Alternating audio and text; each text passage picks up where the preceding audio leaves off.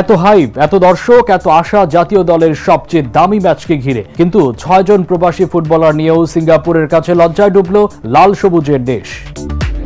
Mission Sri Lanka, টাইগাররা কি tiger হয়ে ফিরবে? বাংলাদেশ ক্রিকেটে মিলিয়ন ডলারের প্রশ্ন।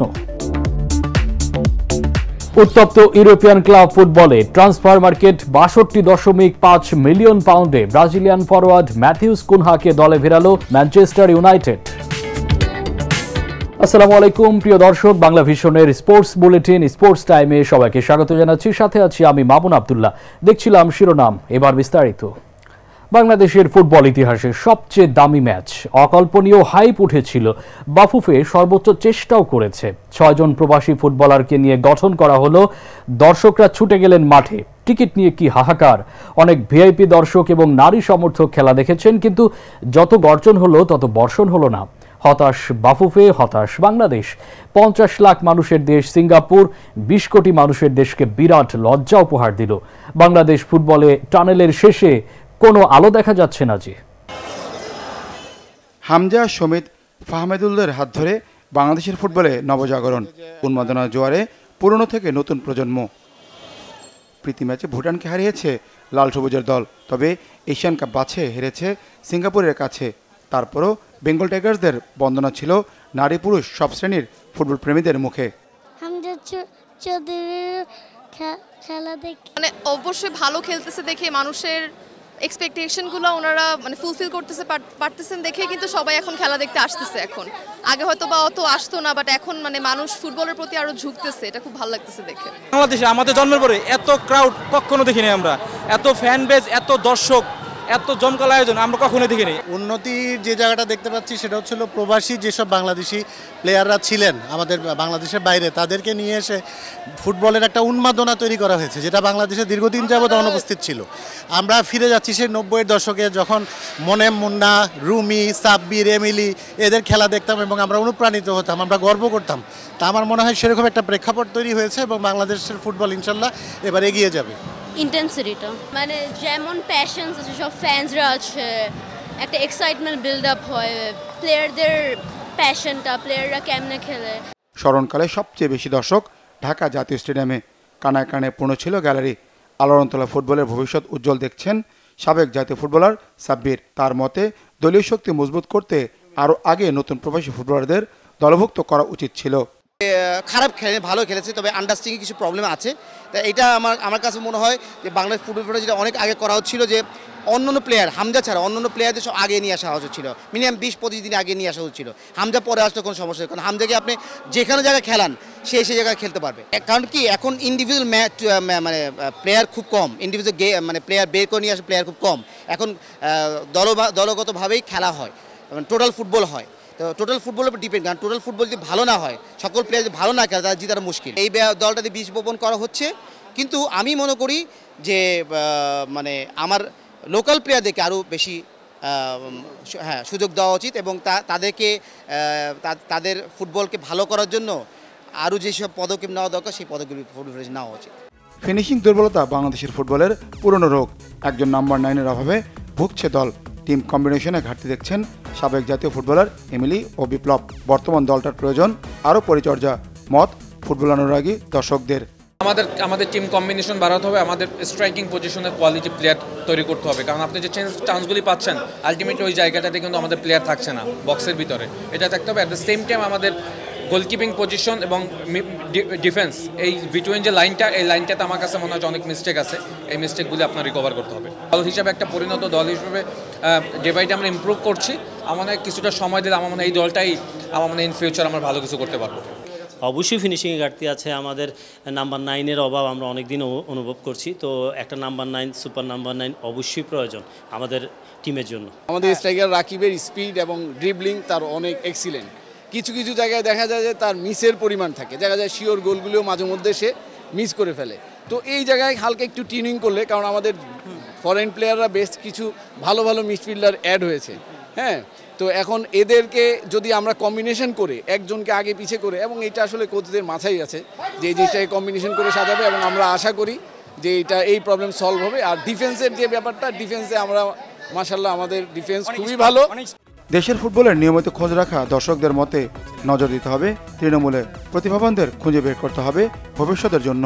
মেন কথা হলো আমাদের ঘরোয়া লিগের যে কাঠামোগুলো সেগুলো সর্বপ্রথম উন্নয়ন করতে হবে। আপনি দেখেন আজকে হামজা চৌধুরী সমিতি নিয়ে আসছেন, এরা তো বেশি দিন সার্ভিস দিবে না, 2-4-5 বছর, এর পরবর্তী নেক্সট লেভেলে কারা নিয়ে যাবে আপনাকে? বাংলাদেশে ঘরোয়া লিগে অনেক ভালো ভালো ফুটবলার আছে, সেটা তুলে আনার ব্যবস্থা করতে হবে। আমাদের এখানে স্ট্রাইকিং জন্য তো তেমন নাই। দেখেন হামজা চৌধুরী কিন্তু মিডফিল্ডার, তাকে কি করা হয় আপনার উপরে এসে গোল করা লাগে। আমরা এখানে খুবই দুর্বল জায়গায় পড়ে আছি, তবে আমাদের এগুলো উন্নয়ন করতে হবে, এভাবে থাকলে হবে না। এখানে আমাদের একদম গ্রাম পর্যায় থেকে আগে যেভাবে প্লেয়ার তৈরি হতো, এই যে তুলে নিয়ে আসার বিষয়টা আগে বিকেএসপির মাধ্যমে এই কাজটা করা হতো। আমি আশা করি বাংলাদেশ ফুটবল ফেডারেশন এবারে কাঠামো ভিত্তিক একদম গ্রাম পর্যায় থেকে তরুণ প্রতিভাকে তুলে নিয়ে আসার ব্যাপারে যথাযথ পদক্ষেপ রাখবে এবং এই হামজাদেরকে দেখে আমাদের গ্রামের যে সমস্ত ছেলেপেলেরা অনুপ্রাণিত হবে যে আমিও একদিন হামজা হব।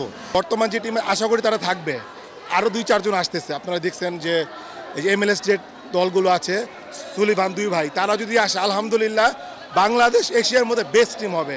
এছাড়াও বাংলাদেশের যে প্লেয়ারগুলো বর্তমানে আছে তারা আগে থেকে অনেক ওভারকাম করেছে, অনেক। সো এই ধারাবাহিকতা যদি আমরা অব্যাহত রাখতে পারি ইনশাল্লাহ আমরা সামনে ভালো করবই করব।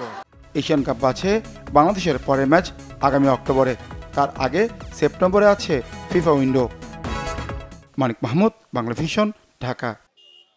বাংলাদেশ জাতীয় ফুটবল দলের আর কোনো ম্যাচ এত আলোড়ন তুলেনি, কিন্তু অনেক আশা জাগিয়েও ঘরের মাঠে সিঙ্গাপুরের বিপক্ষে ম্যাচটা জিততে পারেনি লাল সবুজের দেশ। প্রবাসী ফুটবলারের হাট বসিয়েও সিঙ্গাপুরের জুজুর ভয় এড়াতে পারল না। এই ম্যাচ থেকে বাংলাদেশ কি পেল আর কি পেল না মেলানো হচ্ছে সেই হিসাব। ফলাফল যাই হোক, এই ম্যাচ নিয়ে দর্শকদের আগ্রহ ছিল তুঙ্গে। শুধু ঢাকাই নয়, হাইপ ছিল দেশের সব প্রান্তেই। পরাজিত ম্যাচে বাফুফের প্রাপ্তি ওইটুকুই। ফুটবলের বারুদ ঠাসা প্রাণের স্টেডিয়ামে প্রয়োজন একটা স্ফুলিঙ্গের।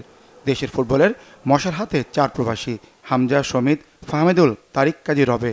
ঢাকা স্টেডিয়ামে দর্শক ঢল। ফুটবল জোয়ারে মেতেছে প্রত্যন্ত অঞ্চলও। হামজা চৌধুরী সিলেটের সন্তান, 4 দেশে জায়ান্ট স্ক্রিনে হাজারো দর্শকের উৎসুক চোখ।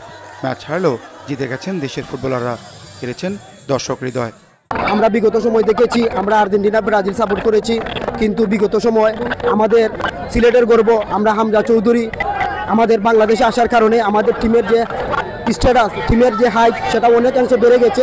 আমরা আমাদের দেশকে সামনের দিকে আমাদের স্বপ্নের দিকে নিয়ে পৌঁছে নিয়ে যেতে পারবো। যে আমাদের বাংলাদেশের টিম এত স্ট্রং হয়েছে, এশিয়ার মাঝে মোটামুটি সবচেয়ে ভালো টিম আমাদের বাংলাদেশ। প্রজন্ম জেনারেশনে ফুটবলের আগ্রহ খুব একটা বেশি দেখা যায়। আমরা বাংলাদেশের ফুটবলকে চাই যে ফিফা ওয়ার্ল্ড কাপ চ্যাম্পিয়ন হোক, এটা আমাদের সবচেয়ে বড় প্রত্যাশা। দীর্ঘদিন এদেশের ফুটবলে চলেছে খরা। চাতক চোখে তাকিয়েছিল ফুটবল প্রেমীরা। বিপ্লব এমএলএদের চাওয়া এমন জোয়ারে যেন আবার না আসে ভাটার টান। আমাদের যে একটা ফুটবলের জোয়ার এসেছে, সাপোর্টাররা মাঠে আসছে, তাদেরকেও তো আমাদের কিছু দিতে হবে। হ্যাঁ, তো রেজাল্টের চিন্তা যদি করি, আমরা সব কিছুই ঠিক ছিল। স্কোরিং আমরা যদি না করতে পারি তাহলে অবশ্যই আমরা বাজে গোল কনসিড করব, সেটাই হয়েছে ম্যাচে। দেখেন, এক্সপেকটেশন তো আমাদের সবার ছিল, আমরা চাইছিলাম যে ম্যাচটা জিতবে আর কি। তো সেইখান থেকে আসলে ম্যাচটা ড্র হলেও কিন্তু এক্সপেকটেশন অনুযায়ী মানুষ তারপরও কিন্তু এনজয় করেছে ম্যাচটা। বাট আমার কাছে মনে হয় এত তাড়াতাড়ি হতাশ হওয়ার কিছু না। আমরা আসলে দল হিসেবে, একটা পরিণত দল হিসেবে ডে বাই ডে আমরা ইমপ্রুভ করছি।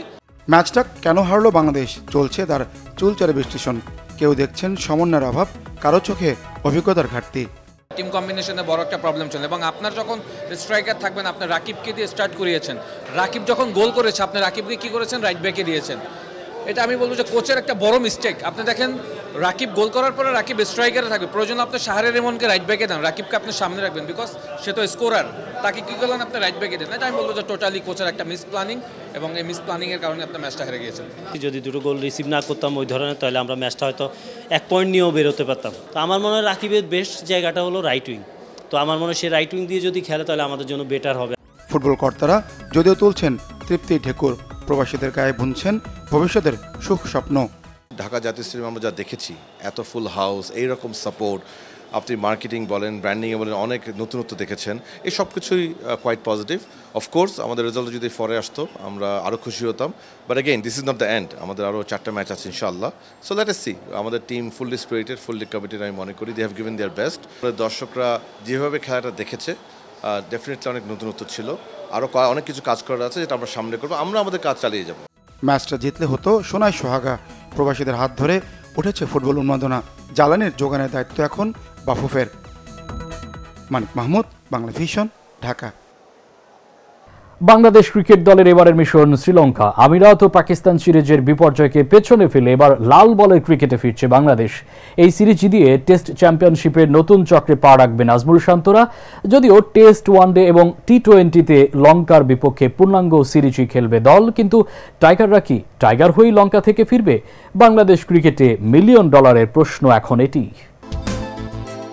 2 মাস পর আবারও সাদা পোশাকে খেলতে নামছে বাংলাদেশ। শ্রীলঙ্কার বিপক্ষে 2টি টেস্ট ম্যাচ খেলতে শুক্রবার প্রথম ধাপে দেশ ছাড়বে টাইগাররা। 2টি ম্যাচই বিশ্ব টেস্ট চ্যাম্পিয়নশিপের অংশ। সবশেষ টেস্ট সিরিজে জিম্বাবুয়ের সাথে 1-1 ড্র করেছিল বাংলাদেশ, তাই এই ম্যাচকে ঘিরে ব্যাটিং অর্ডারের বাড়তি প্রস্তুতি নিয়েছে শান্তরা। এই সিরিজের জন্য পর্যাপ্ত প্রস্তুতির সময় না পাওয়ায় কিছুটা হতাশ বাংলাদেশ অধিনায়ক। প্রিপারেশন যদি বলেন, আমার মনে হয় প্রিপারেশনটা মোটামুটি ভালোই হয়েছে, বাট হ্যাঁ এটা বলবো যে আরেকটু বেটার হতে পারতো। পাকিস্তান সিরিজটা একটু ডিলে হইলো, যার কারণে একটু সময়টা কম পাওয়া গেছে কিছু ক্ষেত্রে, বাট এক্সকিউজ হিসেবে এটা দিতে চায় না। বাট যতটুকু হয়েছে আলহামদুলিল্লাহ ভালো প্রিপারেশন হয়েছে। শ্রীলঙ্কায় টেস্টে আমরা এর আগে জিতেছি, সো আশা করব যে এবারও ভালো কিছু হবে ইনশাল্লাহ। সর্বশেষ আইসিসি টেস্ট চ্যাম্পিয়নশিপ চক্রে বাংলাদেশ 4টি ম্যাচ জিতে 7 থেকে শেষ করেছিল। তাদের নিচে ছিল পাকিস্তান ও ওয়েস্ট ইন্ডিজ। এবার জয়ের সংখ্যা আরও বাড়ানোর লক্ষ্য শান্তর। এটা তো অনেক বড় স্বপ্ন। এত দূরে যদি আমি এখনো চিন্তা করি তাহলে আসলে বোকামি হবে আমার কাছে মনে হয়। ছোটভাবে যদি আমরা আগাইতে পারি তাহলে খুব ভালো, কারণ আপনি যদি দেখেন আমরা যখন শুরু করেছিলাম এর আগের সার্কেলে আমরা 1টা ম্যাচ জিতেছিলাম, গত সার্কেলে আমরা 4টা ম্যাচ জিতেছি। সো আমাদের একটু ইমপ্রুভ হয়েছে। সো টার্গেট থাকবে যে এই সার্কেলে কিভাবে আরও 2-3টা ম্যাচ বেশি জিততে পারি। সো যদি আমরা এভাবে ছোট চিন্তা করে আগাতে পারি, কেননা একটা সময় হয়তো বাংলাদেশ টিমও একদিন ফাইনাল খেলবে। বাট খুব ইম্পর্টেন্ট যে আমরা এই বছর, এই নেক্সট 2 বছরের মধ্যে গত বছরের থেকে কিভাবে বেটার রেজাল্ট করতেছি। গত কিছুদিন ধরেই মাঠে ও মাঠের বাইরে টালমাটাল অবস্থা বাংলাদেশ ক্রিকেটের। আগামী 17 জুন গলে শুরু হতে যাওয়া টেস্টে ভালো পারফরমেন্স দিয়ে সমালোচকদের মুখ বন্ধ করার মিশন টাইগারদের। মনির হোসেন খান, বাংলা ভিশন, ঢাকা। মিশন বিশ্বকাপ 2026 দ্বিতীয় ম্যাচেই সফল কার্লো আনসেলোতি প্যারাগুয়েকে হারিয়ে বিশ্বকাপ টিকিট নিশ্চিত হলো 5 বারের চ্যাম্পিয়নদের। জয়ের ব্যবধান 1 হলেও ব্রাজিল ফিরছে চ্যাম্পিয়নদের ছন্দে, এটাই বড় কথা। গতিময় পরিকল্পিত ফুটবলে খেলেছে সেলেসাওরা, তবে বরাবরের মতো গোলের সুযোগ মিস। হেক্সা জয়ের স্বপ্ন পূরণে ব্রাজিলের এই রোগ সারাতে হবে এখন ডাক্তার আনসেলোতিকেই। বিশ্বকাপ ফুটবলে ব্রাজিলই একমাত্র দেশ সব আসরেই খেলেছে। এবার বাছাই পর্বে 15 রাউন্ড পর্যন্ত চতুর্থ স্থানে থাকায় প্রায় নিশ্চিত ছিল চূড়ান্ত পর্বে। তবে 16তম রাউন্ডে ভিনিসিয়াস জুনিয়রের লক্ষ্যভেদে ঘরের মাঠে প্যারাগুয়েকে 1-0 গোলে হারিয়ে চূড়ান্ত পর্বে টিকিট হাতে পেয়েছে ব্রাজিল। এই জয়ে ব্রাজিলের সব আসরে খেলার রেকর্ড অক্ষুণ্ণ থাকলো, যদিও অনেকদিন ধরেই খুঁজে পাওয়া যাচ্ছে না ব্রাজিলের ছন্দময় ফুটবল। লাতিন অঞ্চল থেকে বিশ্বকাপ নিশ্চিত করতেও অনেক কাঠখড় পোড়াতে হয়েছে 5 বারের বিশ্ব চ্যাম্পিয়নদের। ভাগ্য বদলাতে সেলেসাওদের দায়িত্ব তুলে দেওয়া হয়েছিল কার্লো আনসেলোত্তির হাতে। নিজেদের ইতিহাসে প্রথম বিদেশি কোচের অধীনে বহুদিন পর পুরনো ছন্দে ফিরেছে ব্রাজিল। আনসেলোত্তির দল উপহার দিয়েছে গতিময় ও আক্রমণাত্মক ফুটবল। ম্যাচে 73% বল দখলে রেখে ব্রাজিল শট নেয় 11টি, যার 4টি ছিল লক্ষ্যে। আক্রমণে গেলেও প্যারাগুয়ের লক্ষণ ভাঙতে পারছিল না তারা। শেষ পর্যন্ত ম্যাচের 44 মিনিটে ভিনিসিয়াস এর গোলে বিশ্বকাপ নিশ্চিত করে 5 বারের চ্যাম্পিয়নরা। 16 ম্যাচে 25 পয়েন্ট নিয়ে ব্রাজিল আছে 3 নম্বরে। সমান ম্যাচে 35 পয়েন্ট নিয়ে শীর্ষে আর্জেন্টিনা। 31শে মে শেষ হয়েছে ইউরোপিয়ান ফুটবলে ঘরোয়া মৌসুম। এরপরই দল বদলের বাজার উত্তপ্ত। 14 জুন শুরু হওয়া ক্লাব বিশ্বকাপের পরই দল বদলের বাজার আরও উত্তপ্ত হয়ে উঠবে। ইউরোপের বড় ক্লাব যারা গত মৌসুমে ব্যর্থ হয়েছে, এবার সেই ক্লাবগুলো যেমন Real Madrid, Man City, Man United, Liverpool, AC Milan dollar, pound, ইউরোর বস্তা নিয়ে মাঠে নেমেছে। শক্তিশালী দল গঠন করে ঝাঁপিয়ে পড়বে নতুন মৌসুমে।